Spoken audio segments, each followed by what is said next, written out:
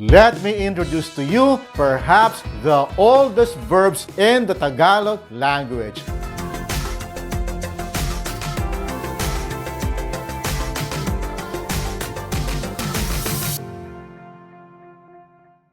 Welcome back. Let's continue our journey in learning a beautiful language, Tagalog, the language of the Philippines.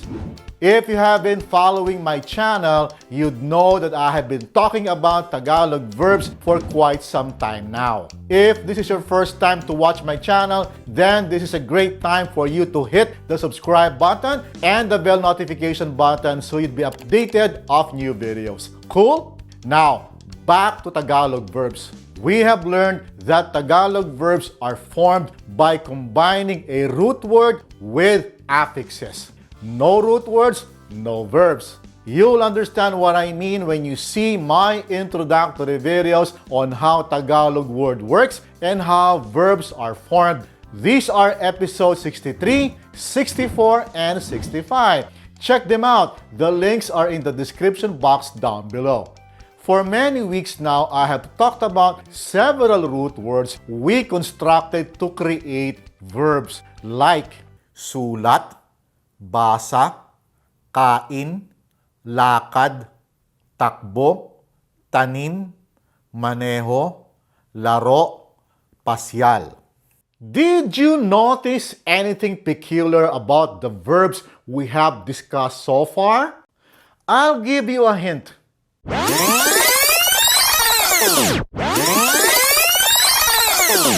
You're right. None of the verbs start with mang. I won't blame you if you have started to wonder if there are no Tagalog verbs that starts with the prefix mang. But there are. Let me just say that mang as a prefix means a number of things. But for our featured verbs, it is used to do the action related to the root word it is attached to. In this video, I will introduce to you two verbs that start with the prefix mang. Mangisda and mangaso. To fish or to go fishing, and to hunt or to go hunting. Two of the most basic tasks in human evolution, which leads me to suspect that mangisda and mangaso are two of the oldest Tagalog words around. Let's take a look. Mangisda combines the prefix mang with the root word isda, fish. Mangaso combines the prefix mang with the root word aso, dog. You will note that the prefixes are in yellow letters and the root words are in blue. Isda and aso are more than just root words. They are also nouns, fish and dog.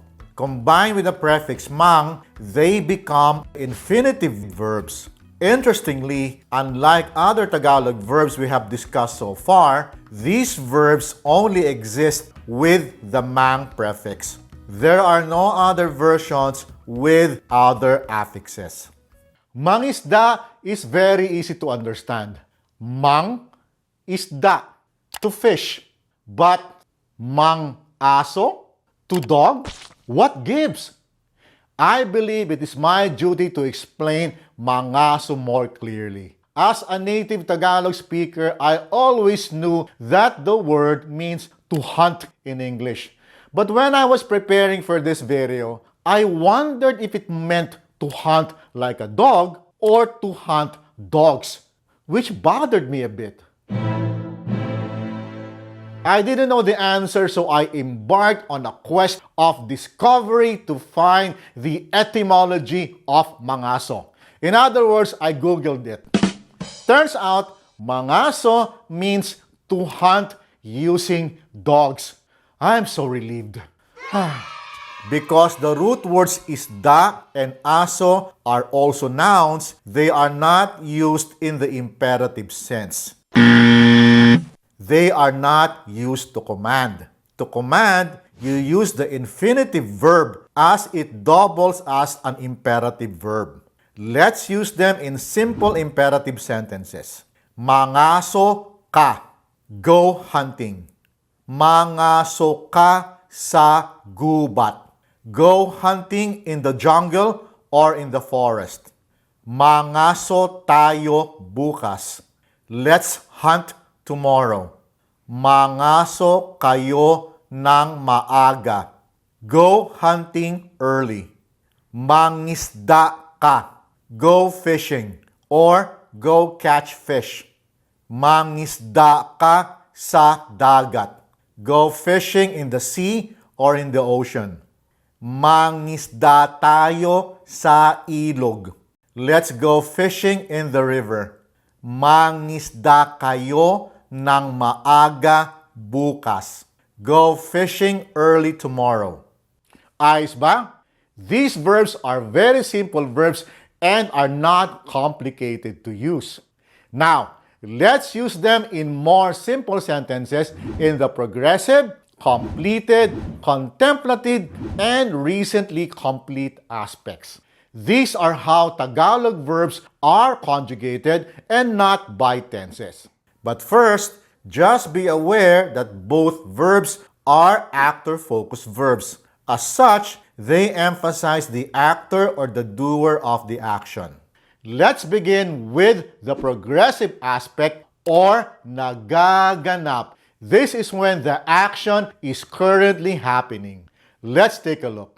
Please note that MANG verbs behave a bit differently than other verb groups. The reduplicated letters are a combination of nang and the first letter of the word, in this case, the letter I or E in Tagalog. For example, nangingisda sila sa ilog. They are fishing in the river. Take note, it's nangingisda and not nang-iisda. Got it? Nangingisda ang mangingisda sa dagat. The fisherman is fishing in the sea. Nangingisda si Baldo gamit ang bangka. Old Man Baldo is fishing using the canoe or dugout boat. Ka is an honorific title used for older men. Bangka in Tagalog is the general term for boat.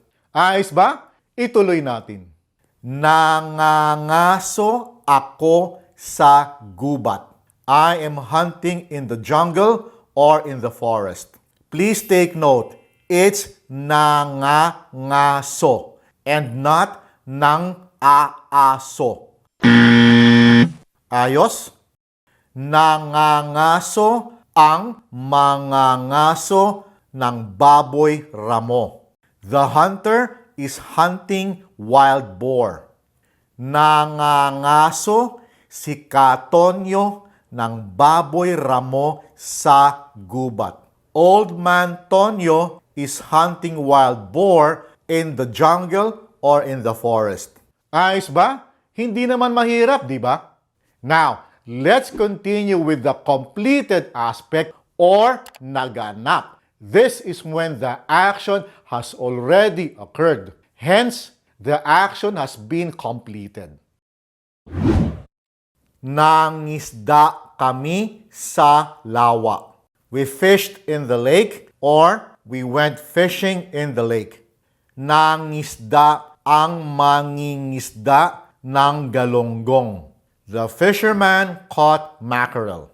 Nangisda si Baldo ng maya-maya sa laot kahapon. Old Man Baldo caught red snapper from the sea yesterday. Laot is another word for sea. It comes from the Malay word laut, which means sea. Moving on. Nangaso ako ng usa sa gubat. I hunted deer in the jungle or in the forest. Nangaso ang mangangaso noong isang linggo. The hunter hunted last week. Nangaso si Katonyo ng usa sa gubat noong isang linggo. Old Man Tonyo hunted deer in the jungle or forest last week.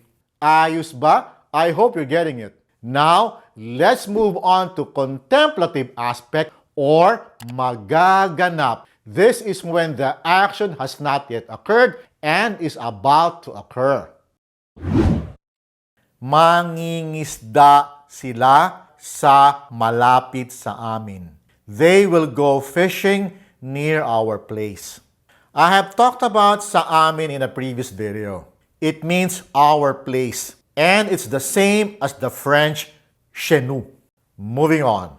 Mangingisda ang mangingisda gamit ang bangkang demotor. The fisherman will go fishing using the motorboat.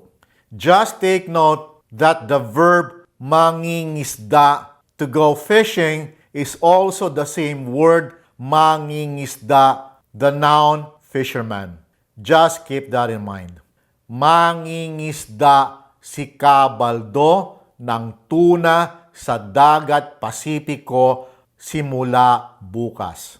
Old Man Baldo will go catch tuna in the Pacific Ocean beginning tomorrow.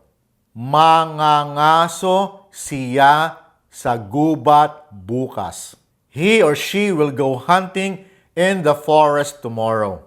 Mangangaso ang mangangaso ng usa sa gubat bukas. The hunter will go hunting deer in the forest tomorrow. Also, please take note that the verb mangangaso is also the same word mangangaso, the Tagalog word for hunter. Okay? Mangangaso si Katonyo ng baboy ramo sa gubat sa Lunes. Old Man Tonyo will go hunting wild boar in the forest on Monday. The last aspect I will discuss is recently complete or katatapos. This is when the action has just occurred not too long ago. Hence, the action has recently been completed. Now, unlike other verb groups, MANG verbs have a slightly different rule when conjugating into the recently complete aspects. I will explain it to you by doing it backwards. Alright? First, take the infinitive verb mangisda and mangaso, convert the M to P. You now have pangisda and pangaso. Then reduplicate the syllables pa and place that in front of the new word. You now have papangisda and papangaso. And lastly, you place the prefix ka in front. You now have the verbs kapapangisda and kapapangaso. Fished and hunted. Verbs in the recently complete aspects are normally paired with the adverb lang or just. Here are some examples. Kapapangisda ko lang kanina. I have just gone fishing earlier. Kapapangisda mo lang kahapon ng hapon. You just gone fishing yesterday afternoon. Kapapangaso ko lang kahapon. I have just gone hunting yesterday. Kapapangaso mo lang noong isang linggo. You have just gone hunting last week. Pronouns in the first person and second person singular come first before lang. With other pronouns, it is the reverse. Let's take a look. Kapapangisda lang natin noong isang araw. We have just gone fishing the other day. Kapapangaso lang namin noong Martes. We have just gone hunting last Tuesday. Kapapangaso lang nila kaninang umaga. They have just gone hunting this morning. There you have it. We have finally talked about verbs with the MANG prefix. I will talk more about more verbs in the next videos, so I hope you catch them. That's about it for now. I will see you again soon as we journey together in learning a beautiful language, Tagalog. Maraming salamat po at hanggang sa susunod.